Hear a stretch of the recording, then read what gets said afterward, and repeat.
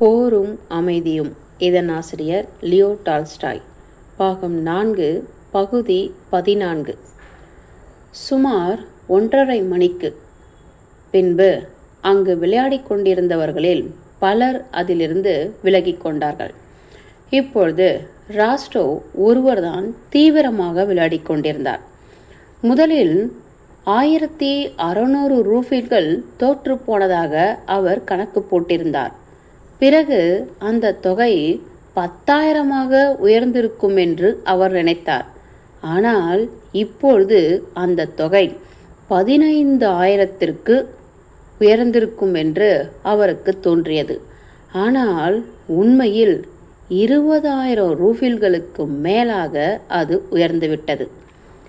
கதைகள் சொல்வதிலோ அல்லது கதைகளை கேட்பதிலோ டோலோகாவுக்கு இப்பொழுது சிரத்தை எதுவும் இல்லை. ராஸ்டோவின் கைகள் என்ன செய்து கொண்டிருக்கின்றன என்பதை கவனிப்பதிலேயே அவர் கவனம் கொண்டிருந்தார். இடையிடையே ராஸ்டோ எவ்வளவு தோற்றார் என்று தம் பக்கத்தில் குறித்து வைத்திருந்த கணக்கையும் பார்த்து கொண்டிருந்தார். அந்த தொகை 43,000 ஆகிற வரையில் விளையாடி விடுவது என்று அவர் தீர்மானித்திருந்தார். 43 என்ற எண்ணிக்கை தம்முடைய வயதையும் சோனியாவின் வயதையும் சேர்த்து கூட்டினால் வருகிறது. அதனால்தான் 43,000 என்று அவர் முடிவு செய்தார். தமது 2 கைகளிலும் தலையை தாங்கிக் கொண்டு மேஜைக்கு முன்பாக ராஸ்டோ அமர்ந்து அங்கு குறித்து வைத்திருந்த தமது கணக்கை பார்த்து கொண்டிருந்தார். மேஜை மீது சீட்டுகள் சிதறி கிடந்தன. ஆங்காங்கே ஒயின் கொட்டி இருந்தது. அவருடைய மனதை வருத்தி கொண்டிருந்த தோற்றம் மட்டும் அவரை விட்டு விலகவே இல்லை. அதாவது டோலோகாவின் சட்டைக்கு வெளியே தெரிந்து கொண்டிருந்த அந்த அகலமான ரோமம் நிறைந்த சிவந்த மணிக்கட்டுகள் தம்மை அவருடைய ஆதிக்கத்தில் வைத்திருக்கின்றன என்று அவர் நினைத்தார். 600 ரூபில்கள், ஒரு ஆஸ், ஒரு மூளை, ஒரு 9. அதை திரும்பவும் வெற்றி கொள்வது முடியாத காரியம். ஹோ, வீட்டில் இருப்பது எவ்வளவு இனிமையாக இருந்தது. ராஜா, இரட்டை, அது இருக்க முடியாது.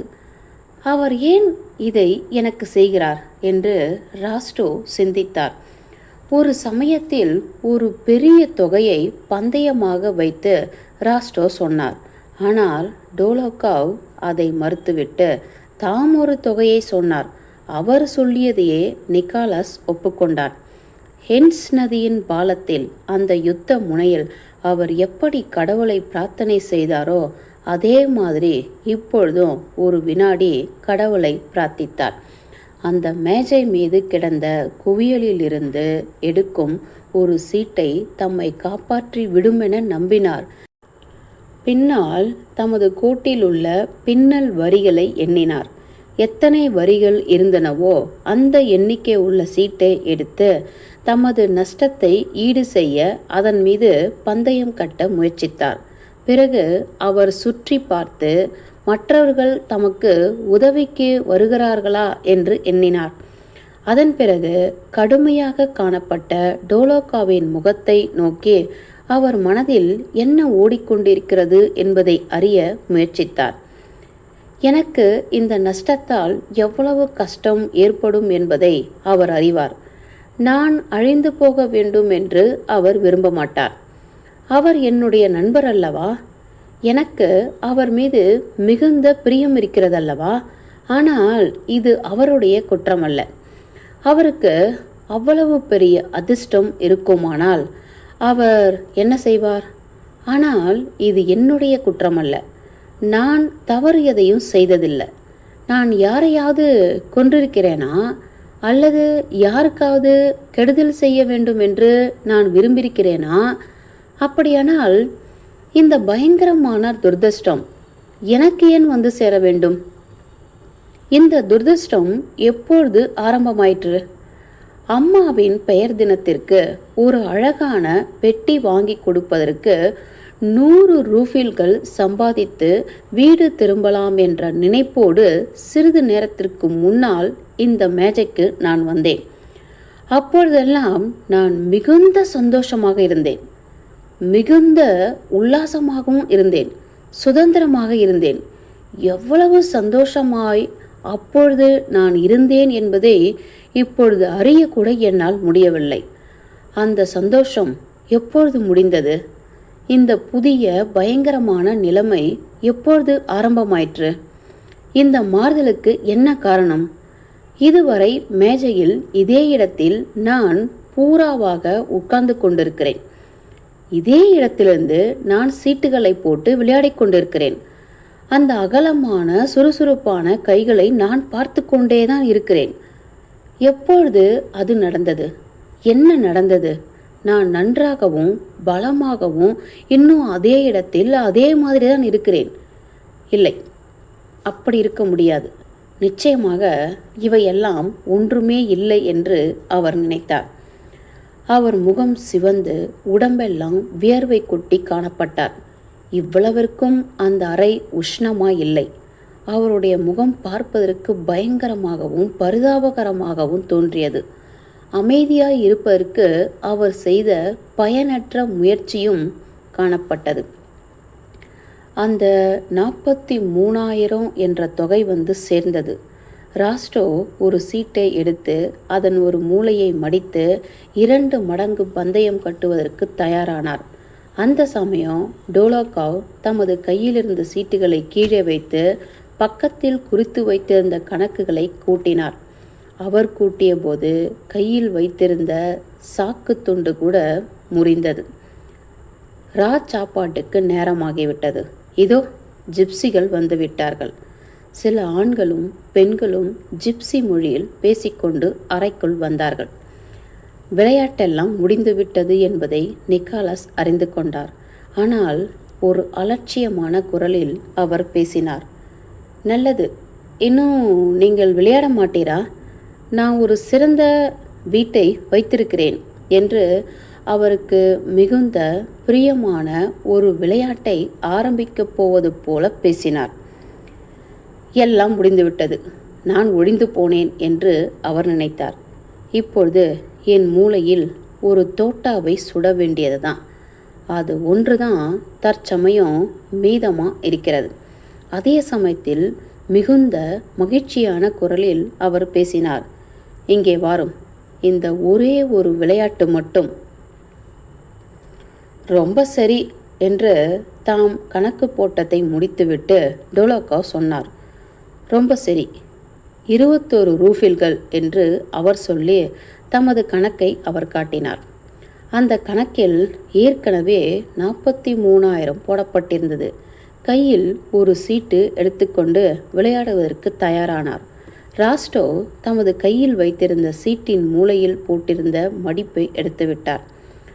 6,000 என்று அவர் நினைத்ததற்கு மாறாக 21 என்று எழுதினார்.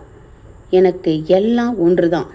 இந்த தடவை இந்த 10இல் நான் ஜெயிக்கப் போகிறேனா என்பதை பார்த்துவிட விரும்புகிறேன்.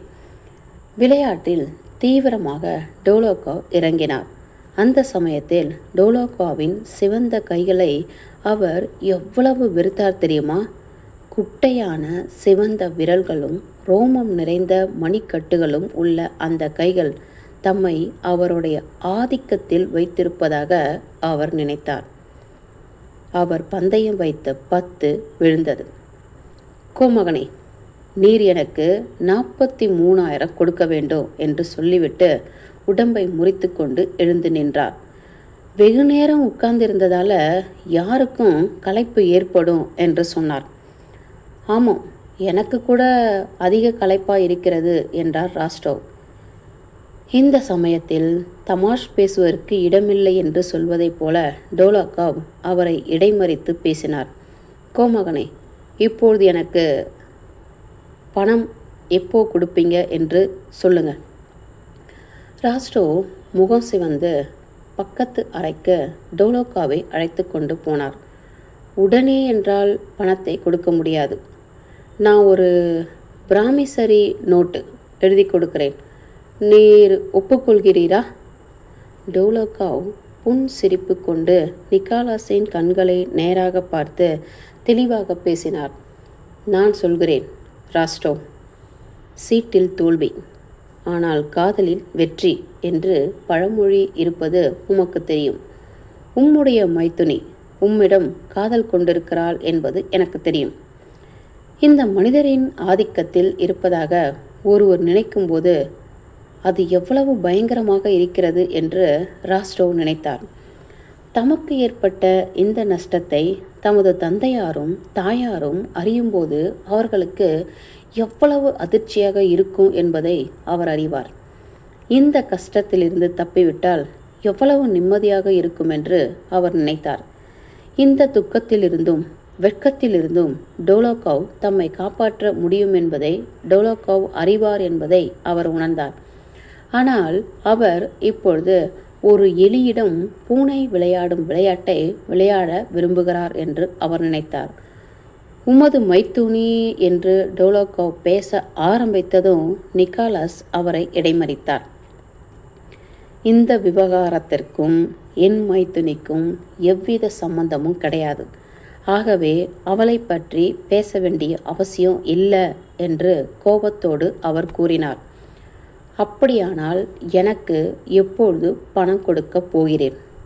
நாளை என்று ராஸ்டோ சொல்லிவிட்டு அந்த அறையை விட்டு வெளியே போனார். பகுதி 14 முடிந்தது. போரும் அமைதியும். இதன் ஆசிரியர் லியோ டால்ஸ்டாய். பாகம் 4, பகுதி 15. நாளை என்று சொல்வதோ அல்லது ஒரு கௌரவமான தோற்றத்தை மேற்கொள்வதோ கஷ்டமான காரியமல்ல.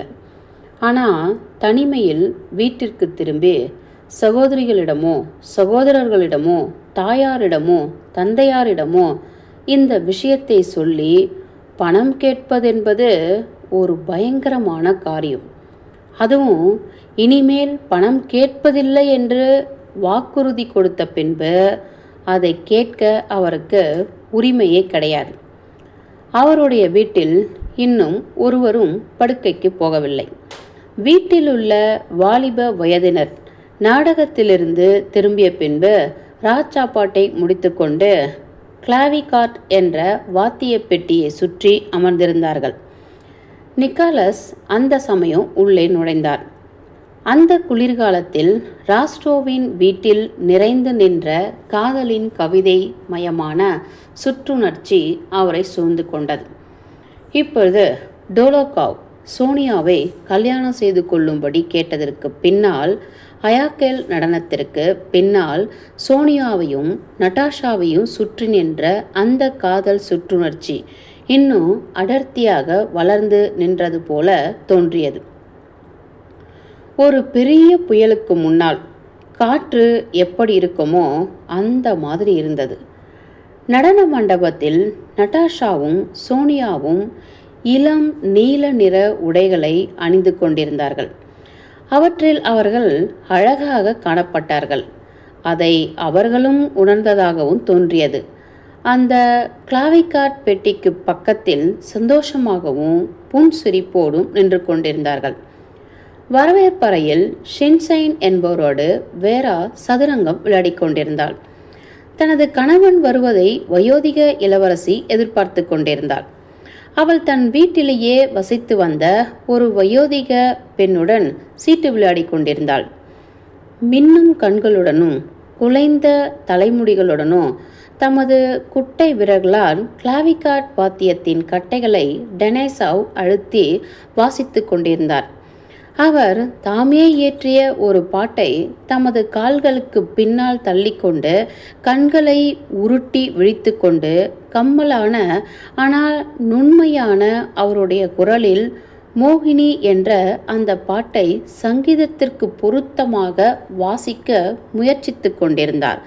அந்த பாட்டு, ஏ மோகினியே, என்னால் கைவிடப்பட்ட இந்த வாத்தியம் என் உள்ளத்தை உலுக்குவதற்கு இதில் என்ன மந்திர வித்தை இருக்கிறது? என் உள்ளம் பொங்கும்படி செய்த எந்த உணர்ச்சி இதை தூண்டியது? என் விரல்கள் நடுங்கும்படி செய்யும் இந்த ஆனந்தம் எப்பேற்பட்டது? பயத்தோடும் சந்தோஷத்தோடும் அங்கு நின்று கொண்டிருந்த நட்டாஷாவை மின்னிக் கொண்டிருந்த தமது கண்களால் நோக்கி கொண்டு உணர்ச்சி வேகத்தில் டெனைசாவ் பாடிக்கொண்டிருந்தார்.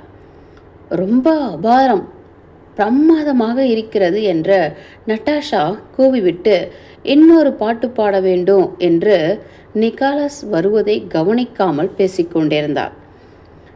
இவர்களை பொறுத்தவரையில் எல்லாம் பழைய மாதிரியே இருக்கின்றன என்று நிக்காலஸ் நினைத்து வரவேற்பறைக்குள் நோட்டமிட்டார். அங்கே வேராவும் தமது தாயாரும் அந்த வயதான ஸ்திரீயும் இருக்க கண்டார்.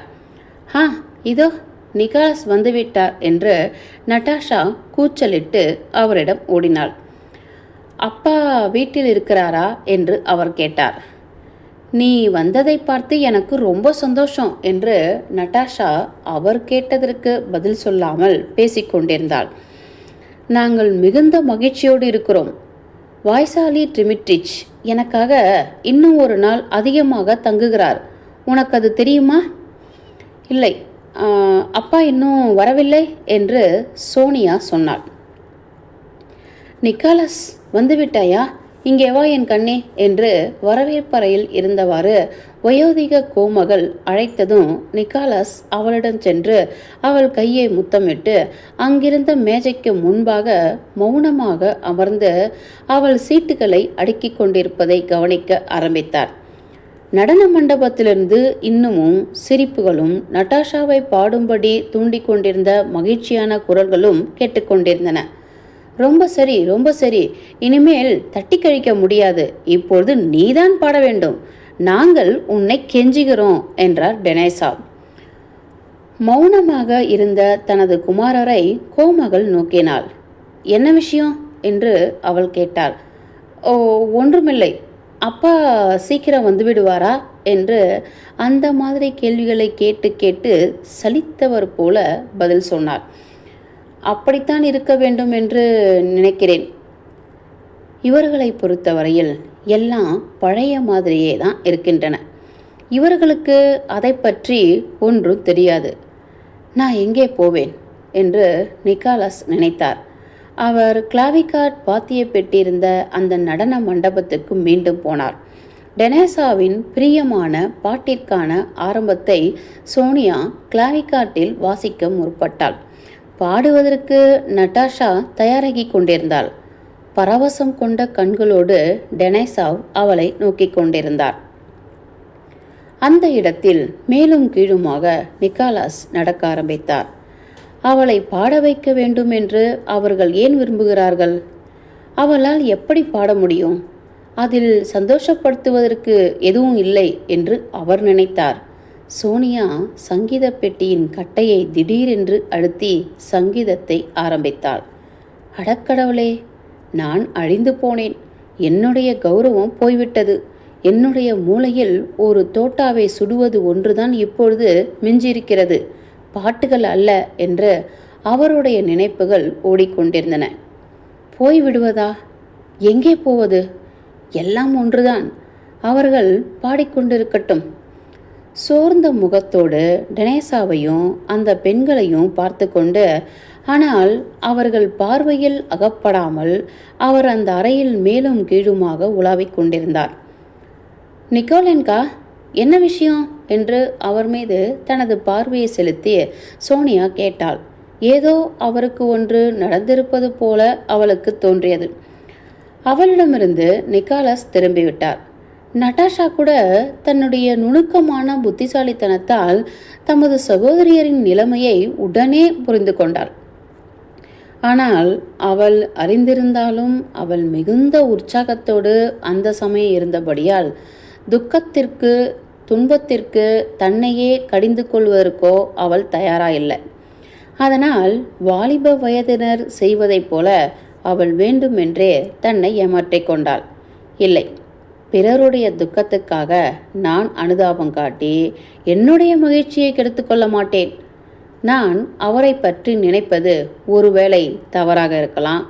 நான் எவ்வளவு சந்தோஷமாக இருக்கிறேனோ அதே மாதிரி அவரும் சந்தோஷமாக இருக்கலாம் என்று அவள் தனக்குள்ளாகவே சொல்லி கொண்டாள்.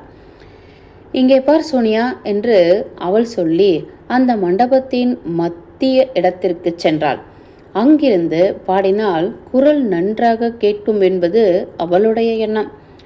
தனது தலையை நிமிர்த்தி நடனக்காரர்கள் செய்வதைப் போல தனது கைகளை உயிரில்லாமல் கீழே தொங்கவிட்டு தனது முன்பாதத்தின் முனையில் உயர்ந்து நின்று அந்த அறையின் மத்திய இடத்தில் அசையாமல் நின்றாள்.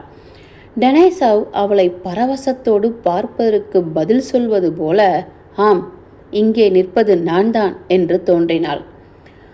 அவள் எதற்காக இவ்வளவு மகிழ்ச்சியாக இருக்கிறாள் என நிக்காலாஸ் நினைத்தார். ஏன், அவள் மந்தமாகவும் வெட்கப்படவும் இல்லையா? நட்டாஷா முதல் அடியை பாட ஆரம்பித்தாள். அவளுடைய தொண்டை விம்மியது. அவளுடைய மார்பு மேலே எழும்பியது. அவளுடைய கண்கள் கடுமையான. அந்த வினாடியில் தன்னை சுற்றி இருப்பவைகளை அவள் உணர்ந்ததாக தெரியவில்லை. அவளுடைய புன் சிரிப்பு கொண்ட இதழ்களிலிருந்து சங்கீதம் வெளியே கொட்டி கொண்டிருந்தது. அதே மாதிரி யார் வேண்டுமானாலும் பாடலாம், யார் வேண்டுமானாலும் மனதை கவரும்படி வைக்கலாம். ஆனால் அவள் பாடிய பாட்டு 1000 தடவைகள் கேட்டு கேட்டு அசையாமல் இருந்த ஒருவரை 1001வது தடவை கேட்கும்போது புலங்காகிதம் அடையும்படி செய்து அழும்படி வைத்துவிடும். டெனைசாவ் அவளுடைய பாட்டில் மிகவும் மகிழ்ந்து போய் இருந்ததால அந்த குளிர்காலத்தில் தான் சிரத்தையோடு நட்டாஷா சாதகம் செய்ய ஆரம்பித்தாள். அவள் இப்பொழுது குழந்தை மாதிரி பாடுவது இல்லை.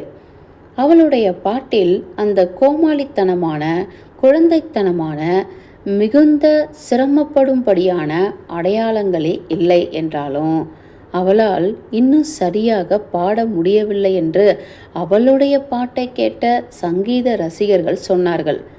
அவளுக்கு இன்னும் சாதகம் காணாது. ஆனால் அவளுடைய குரல் மிகவும் அற்புதமானது. அதை பழகி வைக்க வேண்டும் என்றார்கள். அவள் பாடி முடிந்த பின்புதான் பொதுவாக இம்மாதிரி அவர்கள் சொன்னார்கள். அவளுடைய சாதகமில்லாத குரலையும் ஒழுங்கில்லாத மூச்சு வாங்குதலையும் மிகுந்த சிரமப்பட்டு பாடுவதையும் சங்கீத ரசிகர்கள் அறிந்து கொண்ட போதிலும் அவற்றை பற்றி அவர்கள் ஒன்றும் சொல்வதில்லை. ஆனால் அவள் பாடுவதை கேட்டு மகிழ்ந்து மீண்டும் கேட்பதற்கு விரும்பினார்கள். அவளுடைய குரலில் ஒரு கண்ணியின் இனிமையும் தன்னுடைய சக்திகளை அறியாத தன்னை மறந்த நிலைமையும் இருந்தன.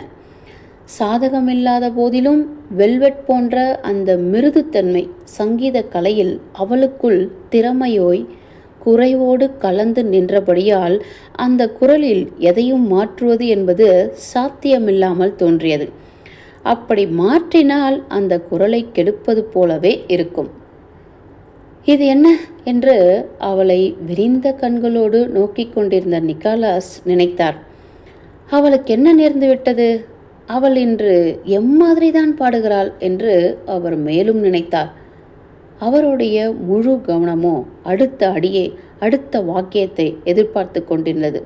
உலகத்தில் உள்ள எல்லா விஷயங்களுமே 1, 2, 3 என்ற தளத்திற்குள் அடங்கி நிற்பதாக அவளுக்கு தோன்றியது. 1, 2, 3. ஓ, நம்முடைய இந்த வாழ்க்கை எவ்வளவு அசட்டுத்தனமானது என்று நிக்காலாஸ் நினைத்தார்.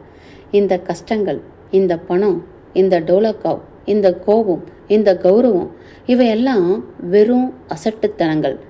ஆனால் இந்த சங்கீதம் ஒன்றுதான் உண்மையானது. மேலும் பாடு நட்டாஷா, மேலும் பாடு என் அன்பே என்று சொல்லிக் கொண்டிருந்தார். நிக்காலாஸ் தாமும் தம்மை அறியாமலேயே பாட ஆரம்பித்தார். தாம் பாடுவதை அவர் அறிந்து கொண்டதும், ஹா கடவுளே, எவ்வளவு இனிமையாயிருக்கிறது! உண்மையாகவே நான் தாளத்தோடு சேர்ந்து பாடினேனா? ஆஹா, எவ்வளவு அதிர்ஷ்டகரமானது என்று நினைத்தார். அந்த சங்கீத ஒளி அலைகளை கிளப்பிய போது ராஸ்டோவின் உள்ளத்தில் இருந்த உயர்ந்த உணர்ச்சிகளையும் உயிர் பெறும்படி செய்தன. உலகத்தில் உள்ள வேறு எந்த விஷயத்திற்கும் புறம்பாகவும் உயர்வாகவும் இது தோன்றியது. நஷ்டங்கள் என்ன பிரமாதம்! டோலோக்காவோ அவருக்கு கொடுத்த வாக்குறுதிகளோ என்ன பிரமாதம்! எல்லாம் அசட்டுத்தனங்கள். ஒருவன் கொலை செய்யலாம், அல்லது திருடலாம் என்றாலும் அவன் சந்தோஷமாக இருக்க முடியும். பகுதி 15 முடிந்தது.